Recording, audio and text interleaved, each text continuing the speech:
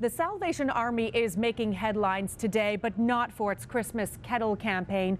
$240,000 is missing from its operating budget, which has prompted a police investigation.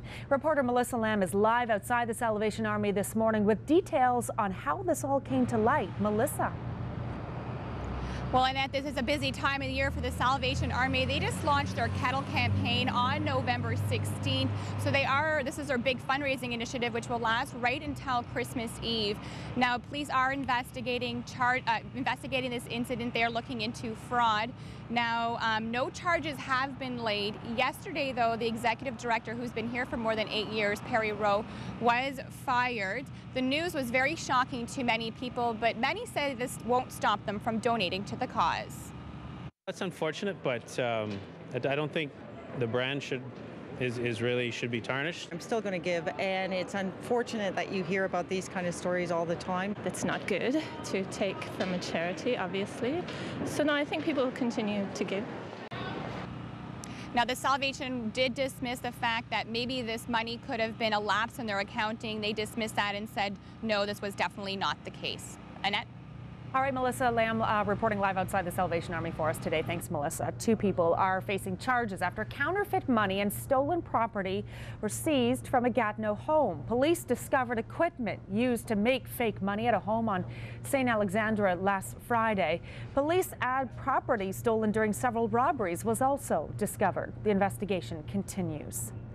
The threat of strike action is now hanging over Ottawa's public elementary schools. Nearly 3,000 elementary and occasional teachers are threatening to begin job action on December 3rd if a contract is not reached.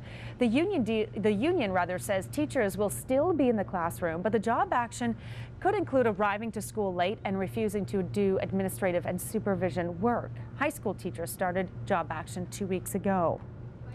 A major north-south commuter route in downtown Ottawa is open for traffic this morning. One lane of Bronson Avenue has reopened in each direction between Catherine Street and Gladstone Avenue. The road had been closed since March for the $30 million water and sewer pipe construction project. OC Transpo service has also resumed along Bronson. A full police funeral will be held in Langley, BC today for an Ottawa-raised RCMP officer killed in the line of duty. 28-year-old Constable Adrian Oliver died 1 week ago after his cruiser collided with a transport truck in Surrey. Law enforcement officials from Canada, the U.S. and Australia will attend the funeral. Oliver's father is an RCMP officer here in Ottawa, while his brother is a Mountie in BC. Ontario's health minister is disappointed the federal government won't block the approval of a generic form of the pain drug Oxycontin. Deb Matthews says Oxycontin has wreaked havoc on too many families, adding banning the drug is the only way to prevent an addictions crisis. The provinces had asked the government to intervene and delay the approval of the drug to allow for more research.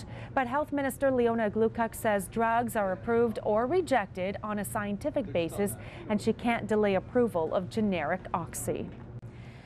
Well, the Twinkie is apparently not dead yet after all. Talks are underway to keep Hostess brands in operation. The Texas-based company and its second largest union is entering mediation to try to resolve their differences. Hostess announced last week it planned to liquidate and sell off its assets in bankruptcy court, closing the bakery that makes Twinkies, Ding Dongs, and Wonder Bread. And so far in the 2012 Ottawa United Way campaign, more than $18,225,000 has been raised. That's about 60% of this year's goal.